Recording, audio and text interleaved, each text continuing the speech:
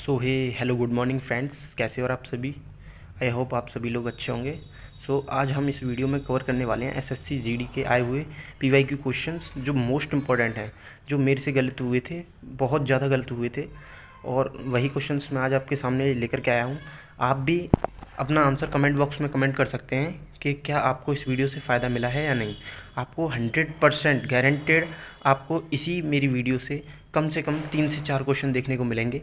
दोस्तों चलिए बढ़ते हैं आगे, वीडियो को लंबा नहीं करते हैं। अगर आप इसी तरीके के क्वेश्चंस पीवाईक्यूज़ चाहते हैं तो मेरे चैनल को सब्सक्राइब करें एंड वीडियो को लाइक करें। Thank you.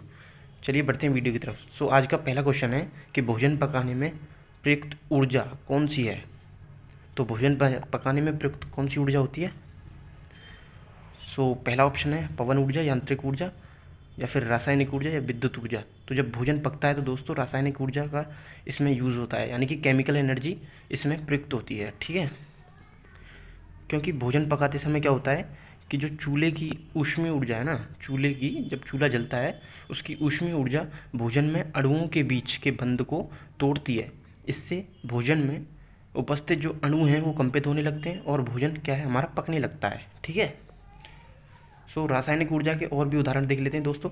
जैसे आपसे क्या करेगा, क्वेश्चन में 3 ऑप्शन दे देगा जो रासायनिक ऊर्जा के उदाहरण होंगे और चौथा ऑप्शन उनमें से बेमेल होगा, तो आपको वही छांटना होगा।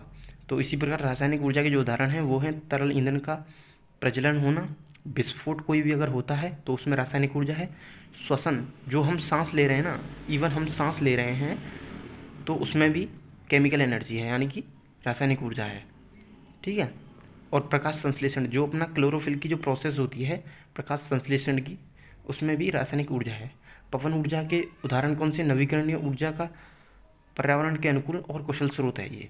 ठीक है, विद्युत ऊर्जा का एक उदाहरण देख लीजिए, इलेक्ट्रॉन के बहाव में जो यूज़ होता है वो विद्युत ऊर्जा का यूज़ होता है। ठीक है, अच्छा नेक्स्ट क्वेश्चन है आपका कि निम्न में से कौन सी एक भूकंपीय तरंगों का प्रकार है। तो आपको मैं बता देता हूँ, 4 ऑप्शन दिए जाएंगे जिसमें से आपको एक ऑप्शन चुनना होगा। तो भूकंपीय तरंगों के 2 प्रकार की होती हैं, पी तरंगें, इसमें आंसर सही था। जैसे भूकंपीय तरंगें मूल रूप से 2 प्रकार की होती हैं, कायिक तरंगें और सतही तरंगें। मतलब एक होती हैं कायिक जो एकदम पृथ्वी से सट के निकलती हैं, और एक होती हैं सतही जो सतह के रूप में काम करती हैं। ठीक है, तो चलिए देख लेते हैं। नेक्स्ट क्वेश्चन है आपका कि जवारा नृत्य शैली का संबंध किस राज्य या यूटी से है। तो जवारा नृत्य जो है एमपी मध्य प्रदेश में किया जाता है। अब देख लीजिए जम्मू कश्मीर के कुछ डांस देख लेते हैं, जैसे कूद, राउफ, भांड पाथेर, बच्चा नागाया, हाफिजा, बुएगी, नाचुन, भांड जशन, ये सभी जम्मू कश्मीर के लोक नृत्य हैं। एक होजागिरी महोत्सव है जो बहुत पूछा जाता है, ये एमपी का लोक नृत्य है, इसको भी आप याद रख सकते हैं। अगला नेक्स्ट क्वेश्चन है हमारे सामने, बस्तर विद्रोह किस सन में हुआ था, मतलब किस वर्ष में हुआ था बस्तर विद्रोह। तो आपको बता दूं बस्तर विद्रोह जो है वो छत्तीसगढ़ में हुआ था 1910 में, यानी कि 1910 में। यह एक आदिवासी विद्रोह था जो कि बस्तर छत्तीसगढ़ में हुआ था। इस विद्रोह का मूल कारण भी आपसे कई बार पूछ लिया जाता है। तो इस विद्रोह का मूल कारण ये था कि बस्तर के निवासियों को लगा कि विदेशियों के द्वारा उनकी स्थानीय परंपरा और संस्कृति को काफ़ी हद तक नुकसान पहुंचाया जा रहा है, इसलिए आदिवासी लोगों ने क्या आंदोलन छेड़ दिया था। ठीक है, तो अब बढ़ते हैं नेक्स्ट क्वेश्चन की तरफ। दोस्तों आपसे एक रिक्वेस्ट और है, आप इस वीडियो को पूरा देख के जाइए, क्योंकि आपको मैं बता रहा हूँ इसमें से 3 से 4 क्वेश्चन 100% मिलने वाले हैं। चलिए बढ़ते हैं नेक्स्ट क्वेश्चन की तरफ। नेक्स्ट क्वेश्चन है सैके रेनई नागालैंड का एक प्रमुख त्यौहार है, यह कितने दिन तक चलने वाला उत्सव है जो एक शुद्धि और पवित्रता का प्रतीक है। तो बता दूं सैके रेनई नागालैंड का एक प्रमुख त्यौहार है जो 10 से 15 दिन तक चलता है, और ये कौन सी जनजाति द्वारा मनाया जाता है, अंगामी जनजाति का एक प्रमुख त्यौहार है। ठीक है, ये ठेकरी उत्सव का सबसे आकर्षक भाग है जहाँ गांव के युवा एक साथ बैठते हैं और पूरे दिन पारंपरिक गीत गाते हैं। तो आप इसको अच्छे से इस इन्फॉर्मेशन को याद रखिएगा, इससे कहीं से भी कैसे भी क्वेश्चन बना सकता है।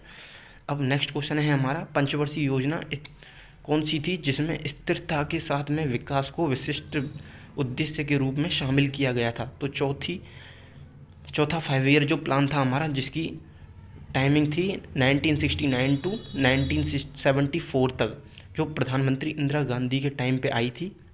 उद्देश्य था इसका आत्मनिर्भरता की प्रगतिशील उपलब्धि और स्थिरता के साथ में विकास को प्राप्त करना। इसमें जो वृद्धि दर थी वो 3.5% की हासिल हुई थी, लेकिन मुद्रास्फीति के कारण यह जो दर थी वो प्रभावित हुई थी। तो आपसे क्वेश्चन पूछा जा सकता है कि मुद्रास्फीति के कारण प्रभावित होने वाली कौन सी पंचवर्षीय योजना थी। ठीक है, तो आंसर आ जाएगा चौथी पंचवर्षीय योजना। इसी योजना काल के दौरान 14 प्रमुख बैंकों का राष्ट्रीयकरण भी किया गया था और भारत में हरित क्रांति ने कृषि के क्षेत्र में पैदावार में अत्यधिक वृद्धि इसी FYP यानी कि 5 ईयर प्लान में डिनोट करी थी, प्राप्त करी थी।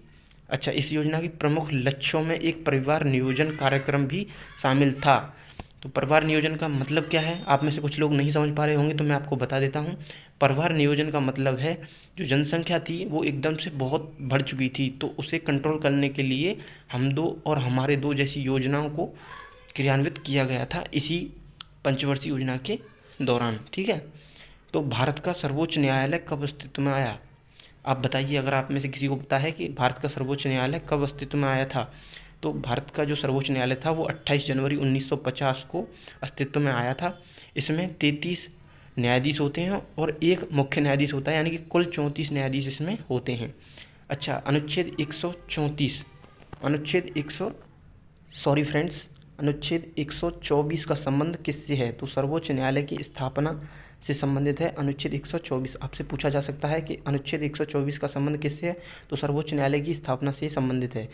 अब पूछा जा सकता है अनुच्छेद 130 किससे संबंधित है? तो अनुच्छेद 130 राष्ट्रपति की मंजूरी से भारत का जो मुख्य न्यायाधीश है वो दिल्ली या फिर किसी भी राज्य के हाई कोर्ट में जा कर के किसी भी केस की सुनवाई कर सकता है।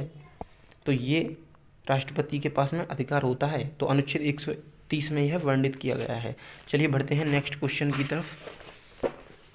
तो नेक्स्ट क्वेश्चन है हमारा अनुच्छेद 131 में क्या वर्णित है? तो अनुच्छेद 131 में वर्णित है भैया सर्वोच्च न्यायालय का मूल अधिकार क्षेत्र। ठीक है, और अनुच्छेद 128 में सर्वोच्च न्यायालय को एक अभिलेखीय न्यायालय के रूप में वर्णित किया गया है, जबकि अनुच्छेद 140 सर्वोच्च न्यायालय की अन्य सहायक शक्तियों के बारे में बात करता है। ठीक है, अब आपको थोड़ा सा मैं जनगणना का डेटा बता देता हूँ। जो 2011 की जनगणना थी उससे काफ़ी महत्वपूर्ण प्रश्न बनते हैं, देखने को मिलते हैं। जैसे देखिए, ये एक प्रश्न है कि जनगणना 2011 की रिपोर्ट के अनुसार दूसरा सबसे कम साक्षरता वाला राज्य कौन सा था, बताइए। तो देखिए, दूसरा सबसे कम साक्षरता वाला अरुणाचल प्रदेश राज्य था। तो सबसे कम जो साक्षरता थी वो बिहार की थी 61.8%। सेकंड जो था अरुणाचल प्रदेश था 65.38% के साथ में, और तीसरा राजस्थान था 66.11% के साथ में। ठीक है दोस्तों, और फोर्थ आपका झारखंड था 66.41% के साथ में।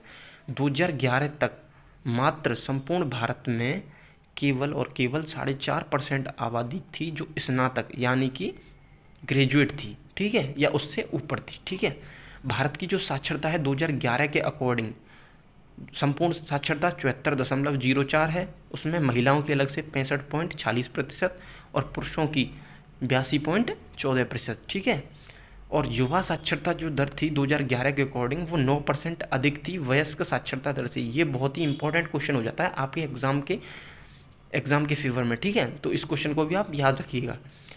अगला क्वेश्चन है कि HPCL Hindustan petroleum corporation limited का मुख्यालय कहाँ पे है? तो ये मुंबई में। दोस्तों याद रख लेना, ये भी क्वेश्चन आपके एग्जाम में बनने के बहुत ज़्यादा चांसेस हैं। अब नेक्स्ट क्वेश्चन है कि ONGC तेल और प्राकृतिक गैस निगम का मुख्यालय कहाँ पर है?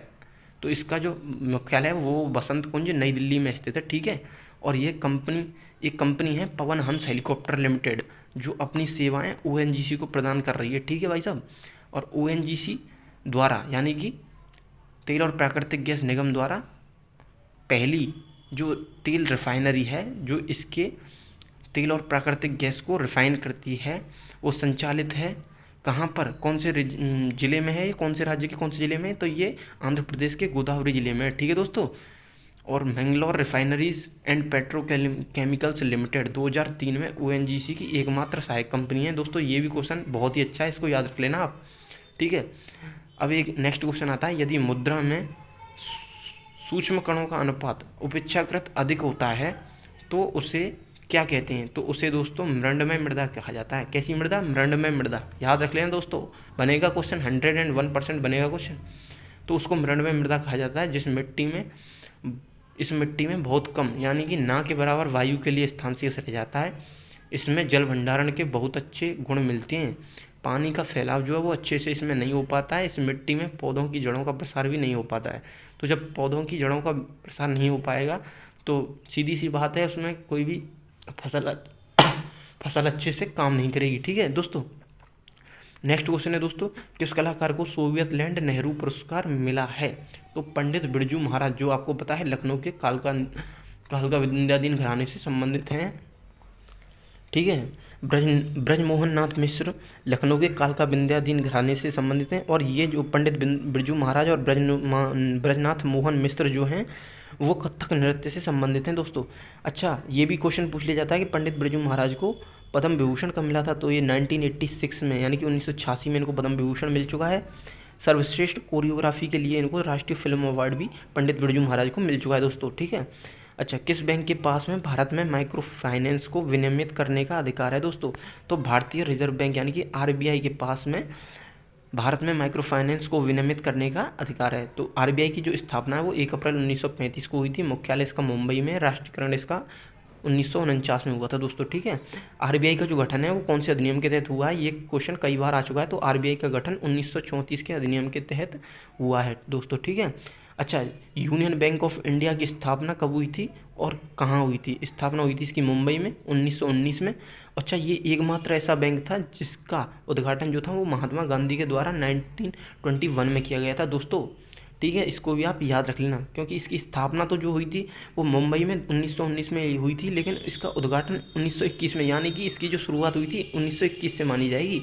ठीक है दोस्तों, तो एसबीआई की स्थापना 1 जुलाई 1955 में हुई थी। मुख्यालय इसका कहाँ पे? मुंबई में ही है। सहायक company SBI card, SBI life insurance इसके सहायक कंपनियाँ हैं दोस्तों। ठीक है, एक क्वेश्चन आता है आपका, रूरल बैंक ऑफ इंडिया, क्षेत्रीय ग्रामीण बैंक का प्रथम बैंक कौन सा है? तो प्रथम बैंक था इसका क्षेत्रीय ग्रामीण बैंक का प्रथमा बैंक, जिसका जो मुरादाबाद में स्थित है। इसकी स्थापना 2 अक्टूबर 1975 को हुई थी दोस्तों। ठीक है, अच्छा, माइक्रो फाइनेंस संस्थान कैसे संस्थान हैं? ऐसे संगठन हैं जो कम आय वाले आबादी को वित्तीय सेवाएं प्रदान करते हैं दोस्तों। ठीक है, अच्छा दोस्तों, नेक्स्ट क्वेश्चन है कि भारतीय ओलंपिक परिषद का गठन कब हुआ था, यानी कि आईओसी का गठन कब हुआ था? तो दोस्तों 1927 में इसका गठन हुआ था। भारतीय ओलंपिक परिषद का अध्यक्ष हैं सर दोराबजी टाटा, इसके अध्यक्ष थे उस टाइम के। ठीक है दोस्तों, भारत ने पहली बार 1900 में एक आंग्ल भारतीय खिलाड़ी ने भारत का प्रतिनिधित्व किया था किसी भी ओलंपिक में। ठीक है, यानी कि क्वेश्चन बनेगा कि भारत के किस खिलाड़ी ने सबसे पहली बार ओलंपिक में प्रदर्शन किया था? तो दोस्तों इसका नाम था नॉर्मन प्रिचर्ड। ये आंग्ल भारतीय खिलाड़ी था, यानी कि आधा ये भारतीय था और आधा किसी दूसरे देश का था। इसका मतलब ये है दोस्तों कि इनमें इसके या तो फादर या मदर कोई दूसरे देश के थे। ठीक है दोस्तों, तो 1900 के ओलंपिक में यह है एथलेटिक्स में इसने 2 सिल्वर पदक जीते थे दोस्तों। ये भी मोस्ट इम्पोर्टेंट लाइन है इसकी। ठीक है, अच्छा, भारतीय ओलंपिक कमेटी द्वारा जो सचिव का पद था वो डॉक्टर एजी नौरेन के द्वारा गृहीत है। ठीक है दोस्तों, तो दोस्तों नेक्स्ट क्वेश्चन है कि एक कोशिकीय मीठे पानी के जीवों और अधिकांश पौधों की कोशिकाओं द्वारा जल ग्रहण करने के लिए किस प्रक्रिया का उपयोग किया जाता है? तो दोस्तों मैं आपको बता दूं, परासरण यानी कि ओसोमिस एक प्रोसेस होती है जिसका यूज़ पौधे क्या करते हैं, अपने पानी मतलब अपनी कोशिकाओं को सींचने के लिए इसका यूज़ करते हैं। परासरण एक अर्धपारगम्य झिल्ली के माध्यम से पानी या अन्य सॉल्वेंट्स का सहज मार्ग है। ठीक है, अच्छा, हाइब्रिडेशन क्या होती है? संकरण, यह वह प्रक्रिया है जिसमें 2 पूरक स्ट्रैंडेड अणु यानी कि डीएनए या आरएनए अणु एक साथ जुड़ करके एक डबल स्ट्रैंडेड अणु का निर्माण करते हैं। ठीक है दोस्तों, अब नेक्स्ट क्वेश्चन है, किसी एक एशियाई खेल में स्वर्ण पदक जीतने वाली प्रथम महिला एथलीट कौन थी? तो दोस्तों कमलजीत संधू, याद रख लेना दोस्तों, बहुत ही मोस्ट इंपॉर्टेंट क्वेश्चन है। कमलजीत संधू प्रथम भारतीय महिला थी जिन्होंने एथलीट की स्पर्धा में 1970 में बैंकॉक के एशियाई खेलों में 400 मीटर की दौड़ में स्वर्ण पदक जीता था। इन्हें 1971 में पद्मश्री भी दिया जा चुका है। अच्छा, कर्णम मल्लेश्वरी कौन थी? आपने कई बार नाम सुना होगा, कर्णम मल्लेश्वरी। तो ये प्रथम भारोत्तोलक महिला थी जिन्होंने ओलंपिक में पदक जीता था दोस्तों। ठीक है, अच्छा, आपने आरती साहा आपने नाम सुना होगा, ठीक है। 29 सितंबर 1959 को इंग्लिश चैनल पार करने वाली पहली एशियाई और पहली भारतीय भी थी ये, ठीक है। अच्छा, दुर्गा बनर्जी कौन थी? पहली भारतीय महिला कॉमर्शियल पायलट थी, ठीक है। कॉमर्शियल पायलट मतलब जो एक तरीके से प्राइवेट पायलट थी, ये कॉमर्शियल पायलट है ना, ठीक है। दिल्ली में जमात खाना मस्जिद का निर्माण किसने करवाया था? तो खिज्र खां के द्वारा। खिज्र खां का शासन कब से कब तक? 1315 से 1325 तक। इसी के द्वारा जमात खाना मस्जिद बनवाई गई थी, कहाँ? दिल्ली में, ठीक है। अच्छा, अमीर खुसरो के द्वारा एक पुस्तक लिखी गई है जिसका नाम है आशिका, ठीक है। इसमें खिज्र खां और उसकी पत्नी देवाई रानी के बारे में विवरण मिलता है, ठीक है दोस्तों, ठीक है।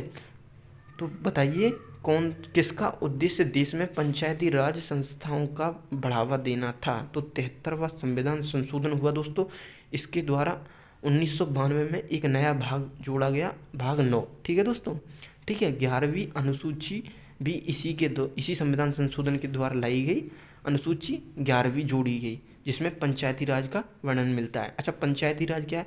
यह अधिनियम पंचायती राज का विवरण देता है। कौन सा अधिनियम? 73वां संविधान संशोधन अधिनियम, जो भारत में ग्राम पंचायत, पंचायत समिति और जिला परिषद, ठीक है, जिला परिषद से मिलकर बनी एक त्रिस्तरीय प्रणाली है।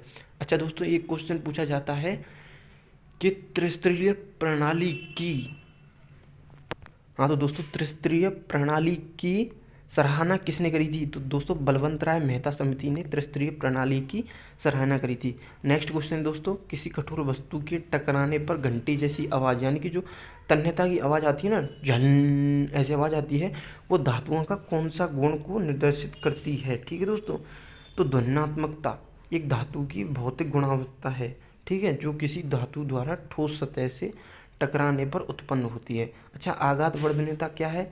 एक सामग्री की क्षमता है जो हथौड़े से या लुढ़काकर उसके दबाव में पतली उसकी जो चादर बनाई जाती है, उसे आघात वर्धनीयता कहते हैं।